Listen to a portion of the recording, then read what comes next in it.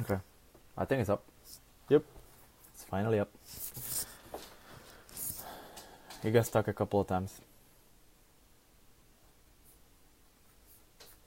Uh, it's still stuck.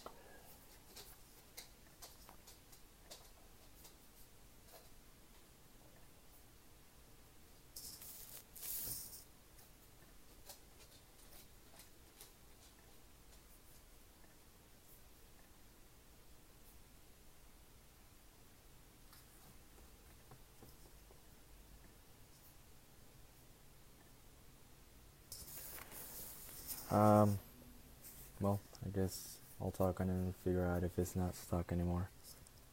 So,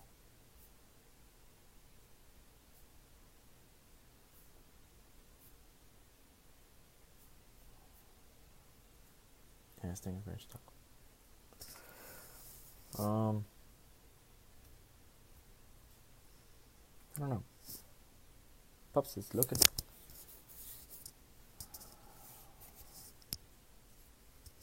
I don't know. So, option period. What is option period when buying a home? It's very simple. I'm gonna make it short and sweet. Not gonna try to make it any longer than it has to be.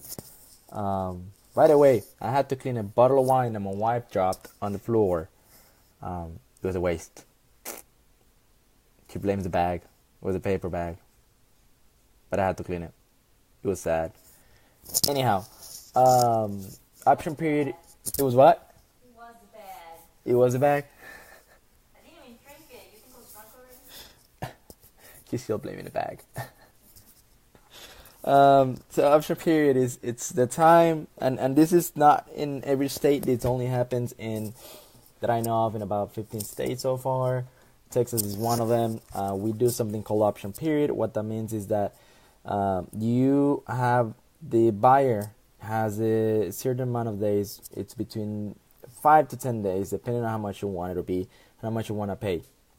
So you have to give a check that is option check, and it gives you the option to get out of the contract and not lose your earnest money. So it basically allows you to get out of the contract within 5 to 10 days, depending on the days that you pay for, and it allows you to get your earnest money back. In Texas, we have what is called earnest money. How much is that check for? It goes actually directly to the owner, and it's depending on the amount of the property, how much it is. It can be $100, $150, $200, $250. If the property is $100, typically it's $100 for 7 days. 100,000. If the property is $150,000, then it's $150 made out to the owner of the property, and if it's 200, so on and so on, you get the idea. It's always normally the norm is 7 to 10 days. 7 days being the best. 5 days being very aggressive if you really want the property and so you don't want to do a contingency. What happens during these days? You basically do all the inspections that you want to do on the home. So basically, the first inspection is a regular inspection. And if you need more information or if you need more, you think you need to know more about the property, then you do a foundation inspection, you do a plumbing inspection, you do whatever inspection you want to do, right? So that's what it is. You bring someone to the roof, you bring someone, everything. So that's what the option is. The option gives you the time frame. It gives you the amount of time to be able to cancel the contract without losing your biggest amount of money, which is the earnest money. What happens if you cancel the contract? Nothing. You basically cancel the contract. The owner puts the property back on the market, and you walk out, and you just lost your inspection money and your option money. You don't get that option check back. You do not. The owner can catch it as soon as he receives it from you. Typically, you have 72 hours to have it made out to them, or for it to be delivered. Normally, I always tell my clients you have to deliver it whenever you deliver the escrow money, the title check, and that's it. That's what option period is. A lot of people don't know what happens when you go into a contract. That's what happens when you get into a contract. The first check is option check.